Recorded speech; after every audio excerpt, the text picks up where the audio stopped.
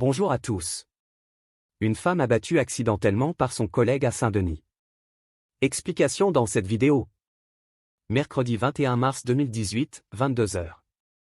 Alice Varetz, une jolie brune de 25 ans, termine son service au commissariat de Saint-Denis.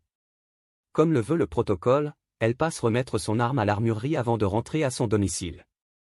Alice est devenue policière car c'était son rêve depuis l'enfance, sa vocation. Elle a réussi le concours, suivi la formation réglementaire de 12 mois, et la voilà gardien de la paix. Affectée en Seine-Saint-Denis, un département loin d'être le plus tranquille. La jeune femme sait qu'elle exerce un métier dangereux. Mais le danger n'est pas toujours où l'on croit. Ce soir-là, le collègue à qui elle doit rendre son arme se trouve être Nicolas M., un garçon de 33 ans au visage anguleux, aux cheveux ras, qui se tient avachi sur son siège derrière le guichet de l'armurerie. Est-ce parce qu'il s'ennuie?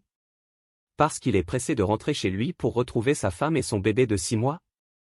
Est-ce pour impressionner Alice? Quoi qu'il en soit, le jeune flic s'amuse à faire tourner son pistolet Sig Sauer dans sa main, façon western. Et c'est le drame. Le coup part, Alice s'effondre, foudroyée d'une balle en pleine tête. Blême, le tireur se met à hurler. Mais qu'est-ce que j'ai fait? Non. Non. Comment je vais vivre avec ça? 6 ans plus tard, Nicolas M. comparaît devant le tribunal de Bobigny. Fatia, la maman d'Alice, une femme fragile qui n'a pas fait d'études, évoque la fierté qu'elle a ressentie quand sa fille est entrée dans la police nationale. C'était un honneur pour moi, explique-t-elle. Parce que pour moi, Madame la Présidente, la police, c'est la République.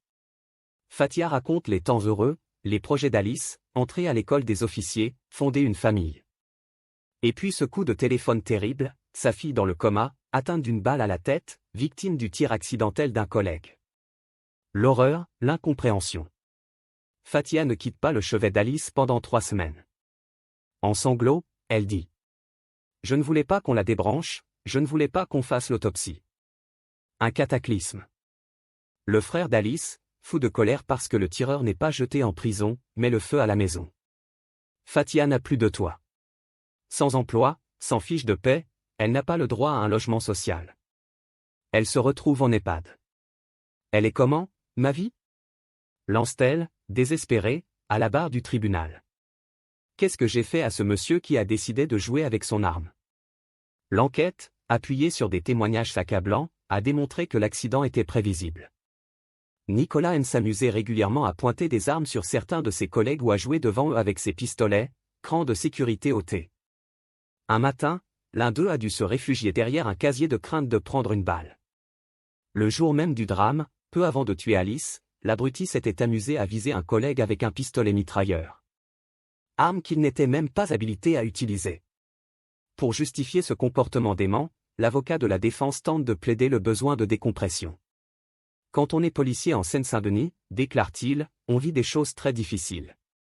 Peut-être que l'exutoire, c'est de jouer avec son arme. Des propos qui déclenchent une tempête de protestation dans la salle. À la barre, tête basse, Nicolas M. n'a plus rien du cow-boy qui roulait des mécaniques dans les couloirs du commissariat.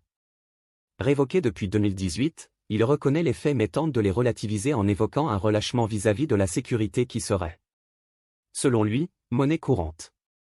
J'ai eu un comportement de merde avec mon arme, admet-il. Mais c'est un comportement que j'avais vu dans d'autres commissariats et que j'ai reproduit. C'est inqualifiable. Inqualifiable, en effet. 3 ans de prison ferme ont été requis. Jugement le 4 avril prochain. Jusque-là, Nicolas M. reste présumé innocent. Merci d'avoir regardé, n'hésitez pas à partager la vidéo avec vos amis et à vous abonner à notre chaîne pour ne manquer aucune de nos futures vidéos.